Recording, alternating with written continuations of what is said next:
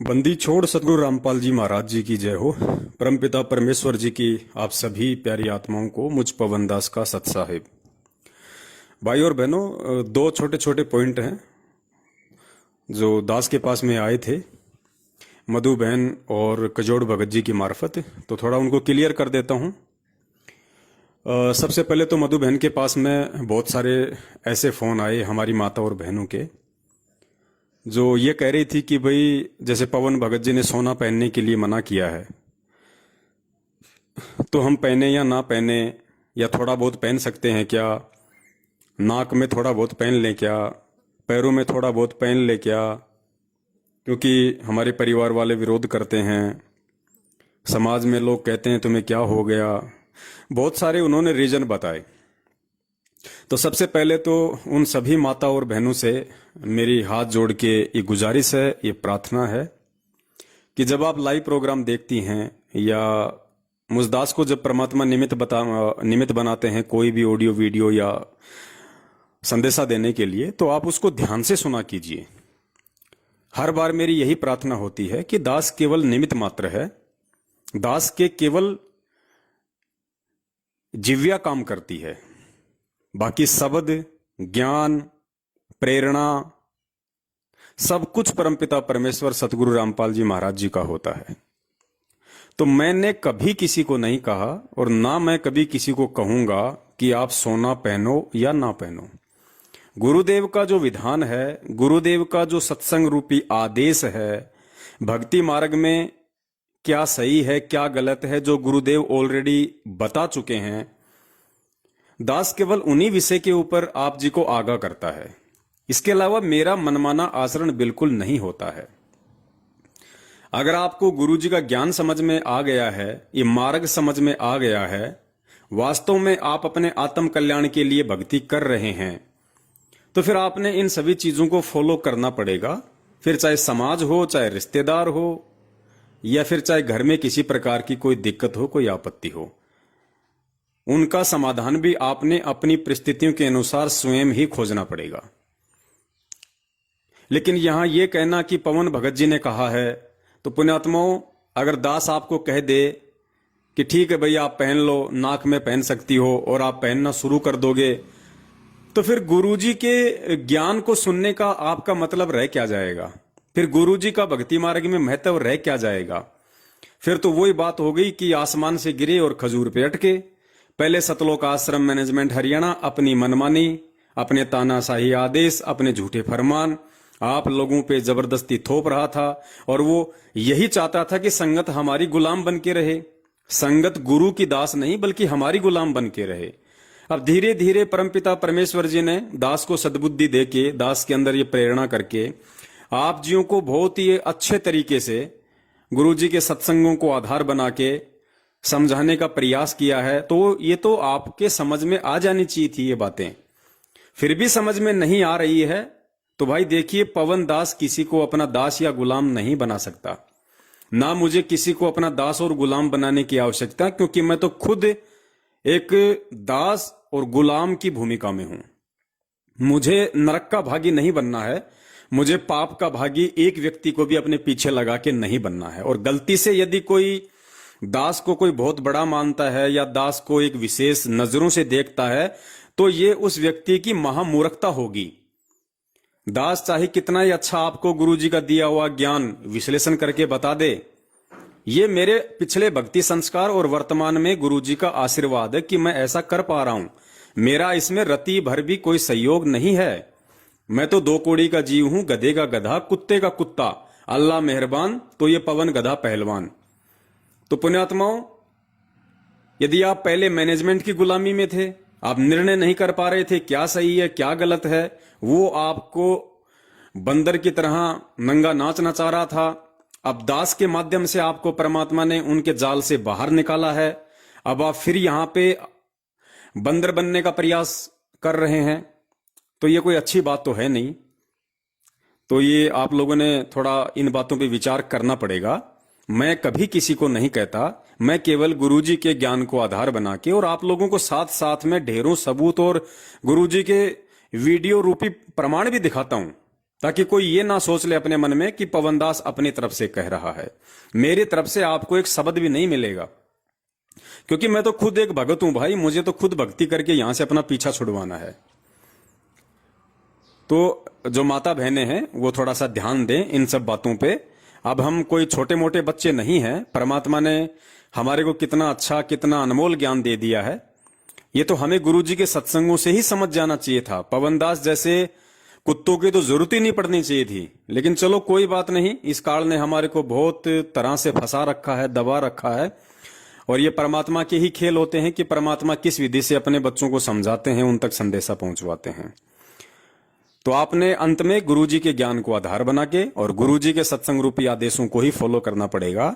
जब गुरुजी ने स्पष्ट रूप से उन सत्संगों में कह दिया कि ये सोना तो ऐसी बेकार वस्तु है, इसको ना तो घर में रखना चाहिए ना इसको पहनना चाहिए, अब इससे ज्यादा कोई शब्द किसी के पास बोलने के लिए होने नहीं चाहिए, कोई बहाना किसी के पास होना ही नहीं चाहिए कि मैं नाक में पहन लूं क्या, मैं गले में पहन लूं क्या, मैं एक अंगूठी पहन लूं क्या। फिर तो ये अपनी ज्ञान की कमजोरी है। फिर ना यहां पवनदास की कमजोरी है, ना यहां पूज्य गुरुदेव जी के सत्संगों की कोई कमजोरी है, ये फिर आपके अपने संस्कारों की कमजोरी है, जो आपने खुद ही परमपिता परमेश्वर को दंडवत प्रणाम करके उनसे प्रार्थना करके कि परमात्मा सद्बुद्धि दो, ज्ञान योग दो, परमपिता परमेश्वर इन चीजों को समझने की जो है हमारे को आप जी बुद्धि दीजिए। फिर ये गुरु जी से ही प्रार्थना करने की आवश्यकता है। उसके बाद में कजोड़ भगत जी का दास के पास में कॉल आया, क्योंकि बहुत सारे भगत भाई बहन ऐसे हैं जो अपना ज्योति हवन के लिए अकाउंट में पैसा डालने के बाद भी वो फोन करते हैं बार बार कि भगत जी आया कि नहीं आया, एक बार जरा चेक करना पहुंचा कि नहीं पहुंचा।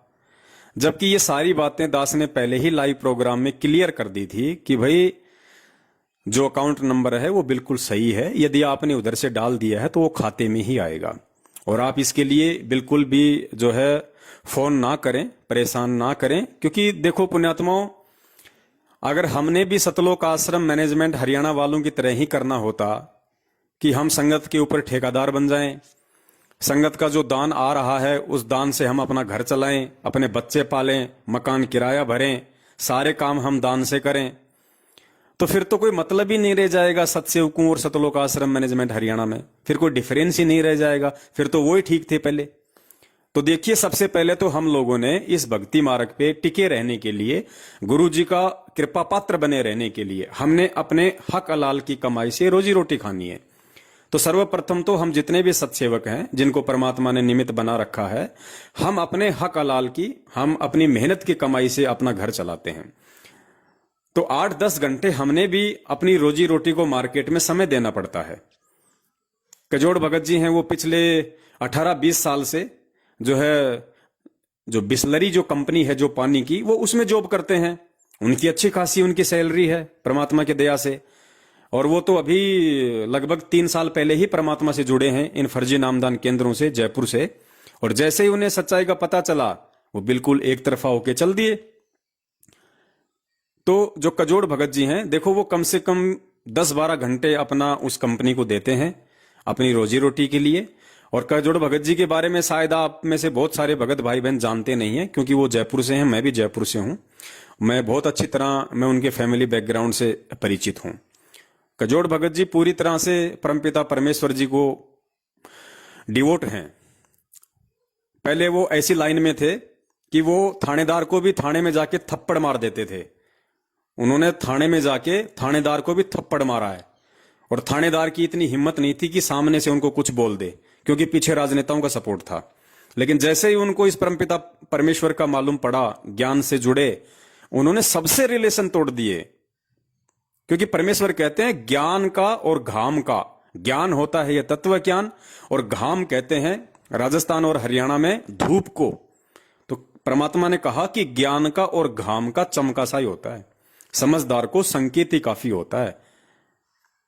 एक के चोट सिधारिया जिन्हें गुरु मिलन दियास, जिनको परमात्मा की प्यास होती है ना, वो एक ही चोट में समझ जाते हैं। तो आप में से बहुत सारे भगत भाई बहन नहीं जानते हैं कजोड़ जी के बारे में। कजोड़ जी का खुद वो जयपुर के रहने वाले हैं, और इनके पास में इतनी प्रॉपर्टी है, ये अगर चाहें तो अपना बैठा बैठा ये और इनके बच्चे खा सकते हैं बैठे बैठे। इनके पास में करोड़ों की संपत्ति है। इनके पास में पैतृक जमीन है जयपुर में, जो कम से कम 20 से 25 हजार रुपए गज की जिसकी रेट है। लेकिन आप उस आत्मा को देखिए, वो पिछले 2 साल से, क्योंकि वो बिल्कुल दृढ़ता के साथ में अपनी भक्ति पे लगे, तो जाहिर सी बात है काल भगवान तो अपने एजेंट हर जगह रखता है। उनके तीनों भाई, उनके माता पिता उनके विरोध में हो गए। कुछ दिन तो वो घर पे रहे, लेकिन जब बात हद से ज्यादा ऊपर हो गई तो कजोड़ भगत जी ने अपने बाल बच्चों समेत उनको छोड़ दिया। और जिनका खुद का जयपुर में, जिनकी करोड़ों की संपत्ति है और अपने भाइयों में सबसे बड़े हैं, उस संपत्ति को ठोकर मार के आज वो 3,000 रुपए मकान किराए में रह रहे हैं। जो लोहे की जो ये चदरें होती है ना, और जयपुर में कितनी गर्मी पड़ती है, वो उस मकान में रह रहे हैं, अपनी जॉब कर रहे हैं। उनकी भगतमती भी अगरबत्ती बनाने की जो कंपनी है उसमें काम करती है। 6-7 हजार रुपए महीने का उनकी भगतमती लेके आती है। 18-20 हजार रुपए कजोड़ भगत जी को मिलते हैं। तो भाई ये जो सत्सेवक हैं, ये अपने हक हलाल की खाने वाले हैं। तो बहुत सारे भगत भाई बहनों के उनके पास फोन आते हैं, भगत जी आया कि नहीं आया, भगत जी चेक करो। तो मैं ये नहीं कहता कि वो भगत भाई बहन जो पैसा डाल रहे हैं वो कोई शंका कर रहे हैं, नहीं। लेकिन पुण्यात्माओं, ये भक्ति विश्वास की है। 7 साल से परमात्मा ने हमारे को जिस कसौटी के ऊपर परखा है, वो इसीलिए परखा था कि संगत इतना विश्वास करे कि हाँ भाई, इस मार्ग में कहीं न कहीं ठहराव है, कहीं न कहीं तो विश्वास भी है। तो अगर हम उनको बार बार परेशान करेंगे इस तरीके से, तो भगत जी वो कैसे अपना काम कर पाएंगे। तो थोड़ा सा मेरा हाथ जोड़ के निवेदन है उन सभी भाई बहनों से जो ज्योति के लिए पैसा डाल रहे हैं अपना। देखो, सर्वप्रथम तो हम आज भी आपको यही कहेंगे कि आप संघर्ष कीजिए, आप कोशिश कीजिए कि आप अपने घर पे जला पाएं। और जो बिल्कुल भी नहीं जला पा रहा, केवल वही भाई ज्योति हवन के लिए, घी के लिए पैसा उस अकाउंट में डालें, अन्यथा ना डालें। और पिछले सप्ताह से लेके अब तक तकरीबन 40 से 50 हजार रुपए खाली ज्योति का आ चुका है। घी के लिए 40 से 50 हजार रुपए भगत जी के अकाउंट में आ चुके हैं। और परमात्मा ने पिछले 4-5 दिनों से ज्योतियां भी शुरू करवा दी। और यकीन मानना पुण्यात्माओं, सत भक्ति है। आपके घी की एक एक बूंद आपके हवन में जाएगी। तो थोड़ा सा बस हमारा निवेदन यह है पुण्यात्माओं कि आप जो है फोन ना करें ज्यादा। देखो, कोई विशेष काम हो जब तो आदमी फोन करे। अब इन छोटी छोटी बातों के लिए हमने कॉल बिल्कुल भी नहीं करना है। आप जी डाल दीजिए, खाते में ही जाएगा और कहीं नहीं जाएगा। आपने डाल दिया और किसी कारण से नहीं गया तो भी आपको ज्योति का आपका लाभ मिलेगा, क्योंकि आपने ज्योति के लिए डाला था। तो बहुत सारी बातें हैं, आज हमने इन बातों पे विचार करना पड़ेगा। परमेश्वर ने हमें इतना बुद्धिमान बना दिया है, अब हमने एक दूसरे के ऊपर विश्वास भी करना पड़ेगा। और एक दूसरे की जो मजबूरियां हैं सांसारिक जीवन की, अपनी रोजी रोटी के लिए जो संघर्ष करते हैं, उसके लिए भी हमने थोड़ा सा उनको समय देना पड़ेगा, हमने थोड़ा सा समझना पड़ेगा।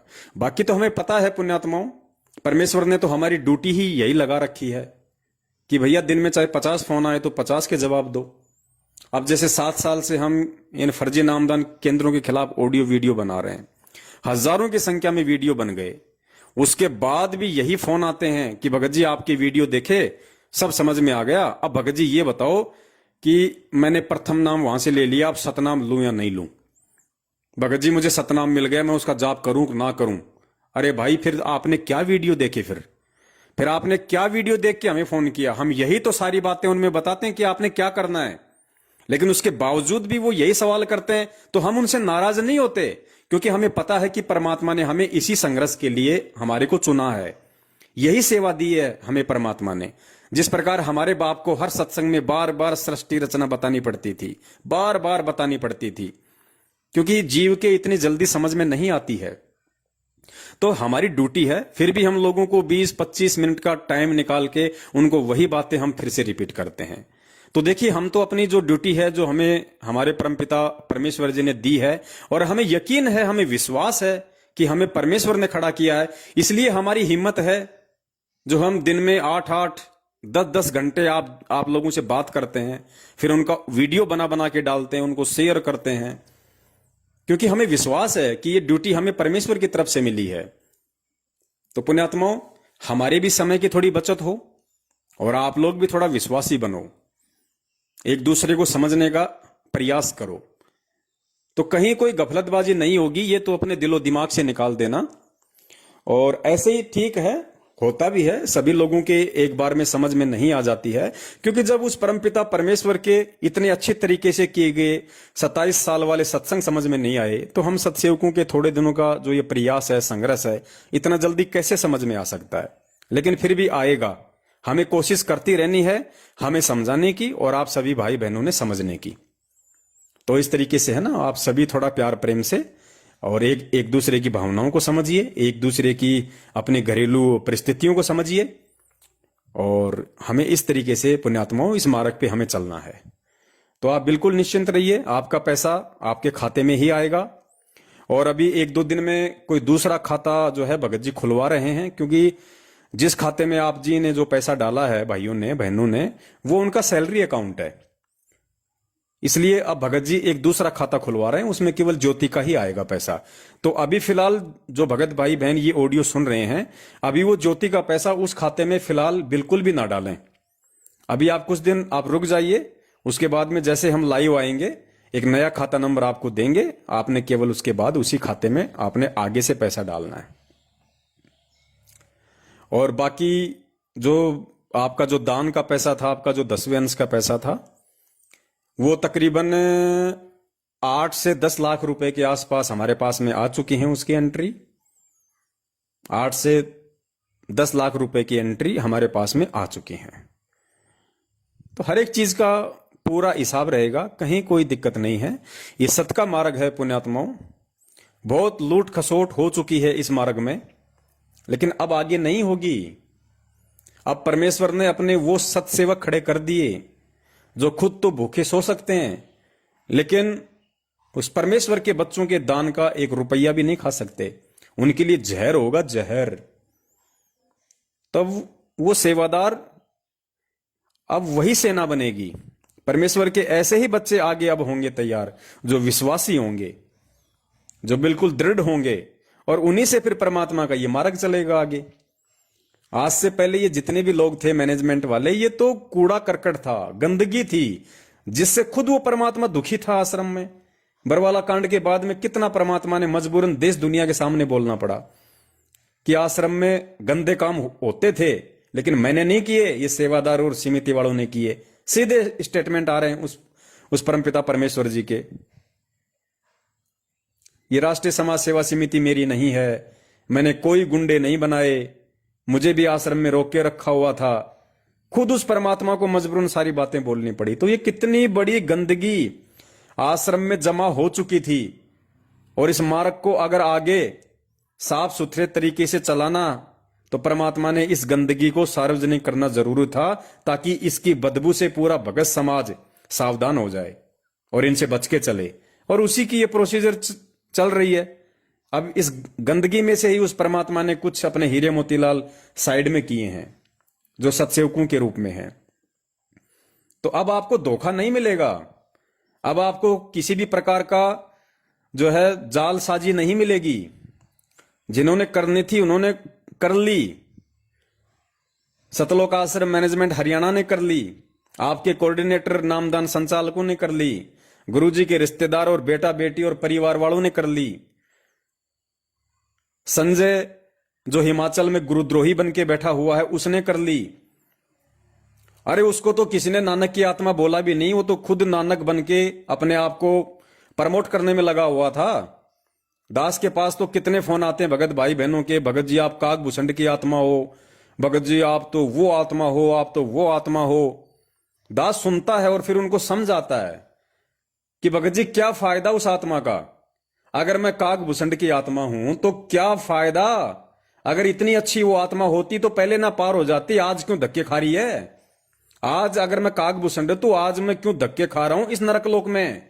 इतना ही अच्छा होता मैं जो आप मेरी महिमा गा रहे हैं, गुणगान कर रहे हैं कि आप तो काकभूषण की आत्मा हो सकती हो। तो अगर वो काकभूषण की आत्मा अगर इतनी अच्छी होती तो आज क्यों इस नरकलोक में धक्के खा रही है? तो पुण्यात्मा, इन बातों का कोई मतलब नहीं निकलता है। अरे मैं हूं, चाहे आप हो, चाहे कोई भी हो, हम कोई ना कोई तो आत्मा है ही। हम कोई पत्थर योनि से तो आए नहीं, कोई ना कोई आत्मा तो है ही हम। और परमेश्वर के बच्चे तो विशेष आत्मा होती हैं।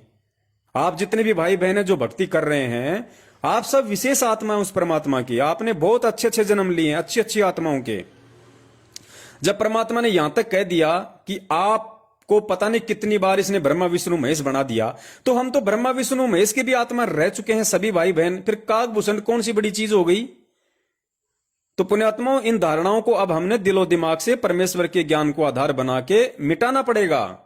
यहां आत्मा वात्मा का कोई महत्व नहीं है। ये फालतू के ढकोसले हैं, चौंचले हैं, ये इनका कोई औचित्य नहीं है हमारा वर्तमान के जीवन में। वर्तमान में पवनदास जो आत्मा है वो अपना आत्म कल्याण करवा सकती है, मर्यादा में रह के भक्ति करके। आप जी, जो भी आपका नाम है, आप वर्तमान में अब आपको सोचना है कि वर्तमान में मुझे महान आत्मा बनना है, वर्तमान में मुझे मर्यादित भक्ति करके मेरा पीछा छुटवाना है, तो फायदा है। वरना क्या फायदा पुण्यात्माओं इन आत्माओं के चक्कर में पड़ने का? तो दास की विनती है, अब बहुत समय हो गया है। गुरुजी ने देखो समझाते समझाते परमात्मा कितनी बार सत्संगों में रोने लग जाते हैं हमारी मूर्खता और अज्ञानता को देख के। गुरुजी कहते हैं मैं समझाऊं 100 बार और कोई तुम्हें एक बार भी इधर उधर की बोल देता, तुम वहीं उसके पीछे हो लेते हो।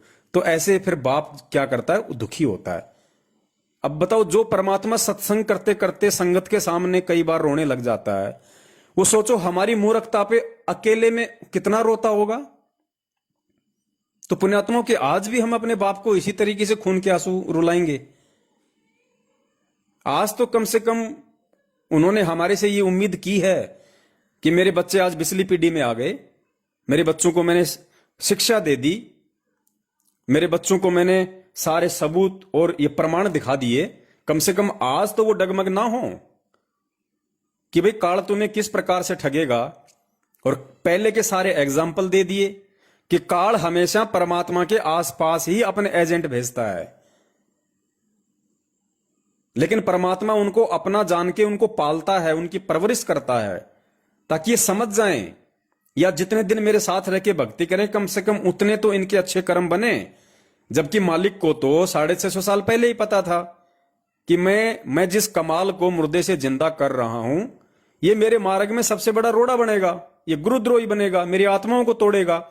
उसके बाद भी सब कुछ जानते हुए उस अंतर्यामी मालिक ने उसको जिंदा किया, सीने से लगाया, अपने बेटे की तरह उसको पाला, बड़ा किया, शिक्षा दीक्षा दी, और आगे चल के वो गुरुद्रोही हो गया। धर्मदास जी के परिवार में उस काल भगवान ने उसके पुत्र नारायण दास को मृत्यु अंध नाम का काल का दूत बना के भेज दिया, इसी मालिक के मार्ग को अवरुद्ध करने के लिए। गरीबदास जी महाराज जी की नहीं सुनी उनके परिवार वालों ने, नानक जी की नहीं सुनी उनके परिवार वालों ने। और ऐसे ही आज जब वो परमात्मा खुद संत रामपाल जी महाराज जी के चोले में आया तो काल ने उनके भाई के रूप में, बेटा बेटी के रूप में, रिश्तेदारों के रूप में आज तो अपने सैकड़ों एजेंट उनके चारों तरफ भेज रखे हैं। जैसे गाय और भैंस के जो चिचड़ होते हैं ना, चिचड़ जो उसका खून पीते हैं, जो उसके थनों से चिपके रहते हैं, तो इस प्रकार ये जो गुरुजी के बेटा बेटी रिश्तेदार हैं, ये चिचड़ हैं, चिचड़। और गुरुजी ने कई बार, आपने शायद वो सत्संग नहीं सुने परमात्मा के, कई बार जिक्र किया परमात्मा ने। मालिक ने कहा कि पुण्यात्माओं, जो हजारों किलोमीटर से, सैकड़ों किलोमीटर से जो मेरे बच्चे यहां आते हैं वो मेरा सत्संग रूपी दूध पीते हैं, और जो 24 घंटे जो यहां रहते हैं वो चीचड़ हैं, वो मेरा खून पीते हैं। ये सारी बातें बोली हुई हैं परमात्मा ने, लेकिन वो सत्संग इन्होंने अपलोड नहीं कर रखे। अब देखिए आप, 27 साल बाद इन लोगों ने 2000 और 2001 के सत्संग अभी 10-15 दिन पहले अपनी वेबसाइट पे डाले इन लोगों ने, मैनेजमेंट वालों ने। 2001 के और 2000 और 2002 के जो सत्संग है इन्होंने आज डाले इतने वर्षों बाद। तो जो सत्संग थे जो इस प्रकार के, जिसमें परमात्मा ने खुल के इशारा किया हुआ है इन लोगों के विषय में संगत को समझाने के लिए, वो सत्संग इन्होंने डाले नहीं। अब गुरुजी थोड़ा ना कोई बैठ के कोई सत्संग डालेंगे यूट्यूब पे, ये तो इन लोगों का काम था ना, मैनेजमेंट वालों का। तो इन्होंने केवल वही सत्संग डाले जिनमें इनका बचाव हो रहा है। लेकिन पुण्यात्मा आज तो सर्व विदित है,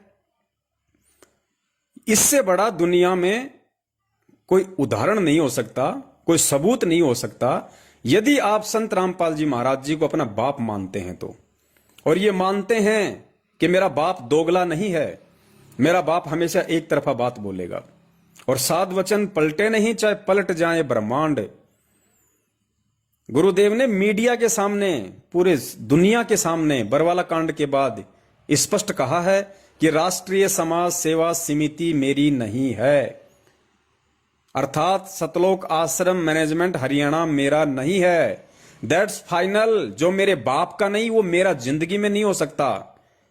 और उनके पीछे लग के 7 साल से हम सब ने अपनी ऐसी तैसी करवाई, भक्ति धन से लूटे, पैसों से लूटे, इज्जत से लूटे, मर्यादाओं से लूटे, सतगुरु के आशीर्वाद से लूटे। बता दीजिए। और फिर पिछले 7 साल से इनकी वो धोती दुलवा दी परमात्मा ने, वीडियो बनवा बनवा के कि जिन्हें तुम सारनामी समझ रहे हो वो तो प्रथम नाम के भी लायक नहीं है।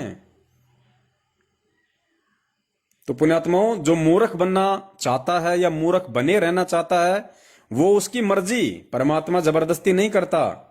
लेकिन जो समझदार आत्माएं हैं उनको तो विचार करना चाहिए। और ये सत का मार्ग है पुण्यात्मा, इसमें झूठ पाखंड छल कपट ये ना हमारे बाप ने किया और ना हम सत्सेवक ने किया, अनजाने में किया, उसके लिए हम क्षमा प्रार्थी हैं।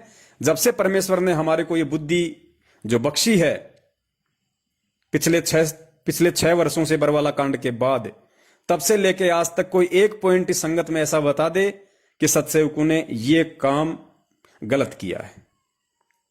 भाई सत का मार्ग है,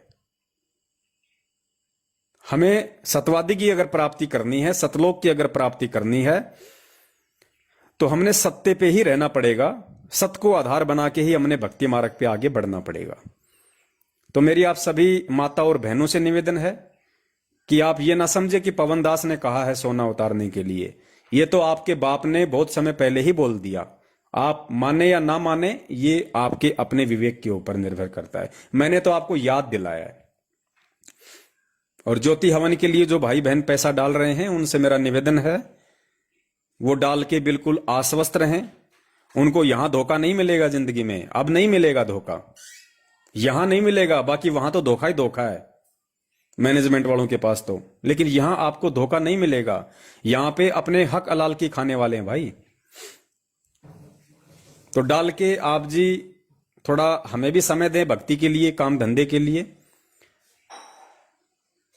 और डालने के बाद फिर ग्रुपों में या कहीं भी उसका स्क्रीनशॉट भेजना, या फिर जैसे आप कजोड़ भगत जी को डाल के स्क्रीनशॉट भेजते वो भी मत भेजो, कोई जरूरत नहीं है, बिल्कुल आवश्यकता नहीं है उस चीज की, मत भेजो।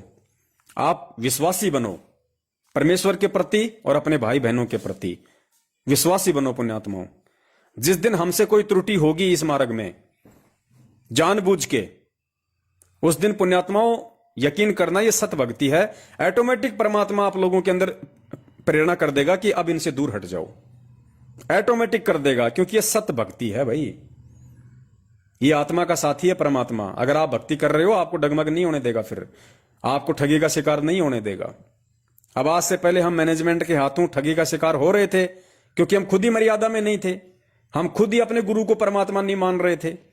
लेकिन जब आज हम इस ज्ञान आधार से गुरु को परमेश्वर और मर्यादाओं में चलेंगे तो परमात्मा कदम कदम पे हमारी रक्षा करेगा, हमको आगाह करेगा। तो निश्चिंत रहना पुण्यात्माओं, यहां आपको धोखा नहीं मिलेगा।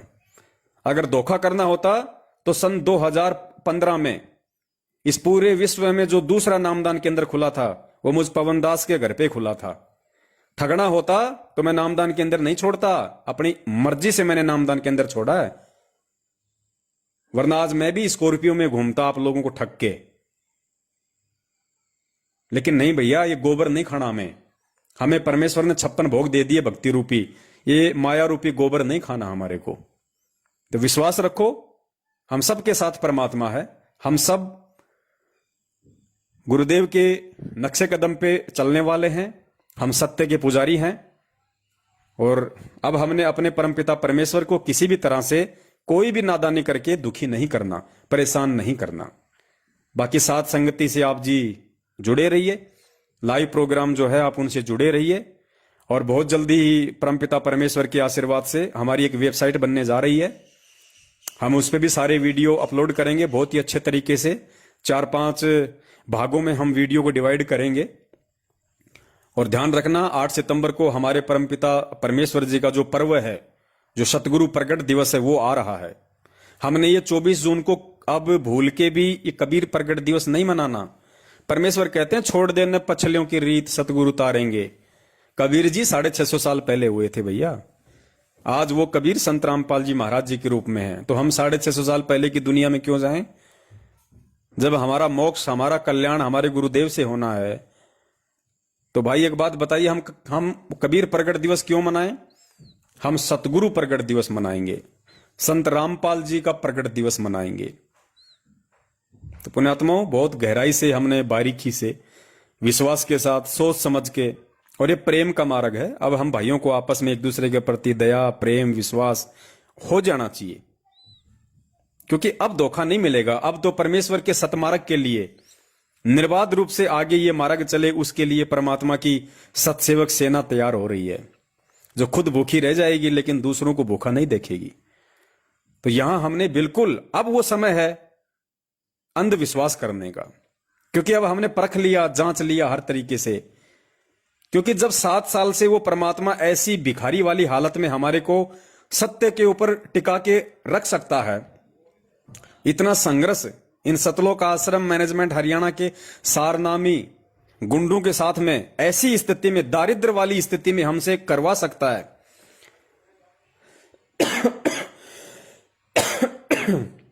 तो आज तो पुण्यात्माओं सब कुछ है परमेश्वर की दया से। आज तो हजारों की संख्या में भगत भाई बहन एक दूसरे की मदद करने के लिए आगे बढ़ रहे हैं।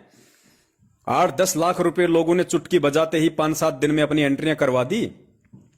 जिस भी भगत भाई बहन को ऐसी कोई रोजी रोटी वाली समस्या आन पड़ेगी उसके संस्कारवश, और जब भी वो भाई थोड़ा सा भी इशारा करेगा तो परमात्मा तुरंत उसकी हेल्प करवाएंगे। अभी कुछ दिन पहले एक भाई का मैसेज आया, बोलो भगत जी मुझे सेवा करनी है, मुझे एक मोबाइल खरीदना है, थोड़ी मेरी मदद करो। तो दास ने उसको मना कर दिया कि भगत जी देखिए, हमने पहले ही बोल दिया था कि ये पैसा 10वें अंश का और दान का है। ये पैसा केवल उसी को जाएगा जो वास्तव में जरूरतमंद होगा। मोबाइल के लिए पैसा भगत जी नहीं मिलेगा, दास माफी चाहता है। कोई बात नहीं, सेवा के और भी बहुत सारे तरीके हैं। आप वैसे भी कोई आपके संपर्क में आए तो आप उसको भी समझा सकते हैं, मोबाइल ही कोई जरूरी नहीं है। और आपकी अगर सेवा करने की इच्छा मोबाइल से है तो परमात्मा कहीं ना कहीं से आपका वो भी इंतजाम जरूर करवा देगा। लेकिन ऐसे नहीं, फिर कोई कल को कहेगा भगत जी मैं जा जाके दूर दूर के भक्तों को समझाना चाहता हूं, मेरे पास मोटरसाइकिल नहीं है। तो ऐसा नहीं होता भाई। अब हमने गलतियां नहीं करनी। परमात्मा के बच्चों ने ज्ञान आधार से अगर हम कुछ एक सत्सेवकों पे विश्वास किया है, जिनको परमात्मा ने निमित्त बना के आगे खड़ा किया है, तो हम वो गलतियां नहीं कर सकते। अब हम उन भाई बहनों का पैसा नहीं मान रहे। ये पैसा परमपिता परमेश्वर जी का है, जिसका एक एक रुपया सदुपयोग होना चाहिए। नहीं तो रखा रहेगा उनके पास, कोई दिक्कत नहीं है। जब गुरुजी आएंगे तो गुरुजी के हाथ में चले जाएंगे। ज्योति का जितना पैसा अकाउंट में आ रहा है, जितनी हम जला पाएंगे उतनी हम जला देंगे। और जैसे गुरुजी आ गए तो उस अकाउंट में जितना भी पैसा होगा, 1 लाख, 2 लाख, 5 लाख, तुरंत परमपिता परमेश्वर के हाथों में। इसलिए अब आप जियों ने बहुत सोच समझ के और विश्वास करके आगे बढ़ना है। और समझिए एक दूसरे भाई बहन की परिस्थिति को। और बस दास इससे ज्यादा क्या कहे, आप जी समझदार हैं। सत साहिब, जय हो बंदी छोड़ के।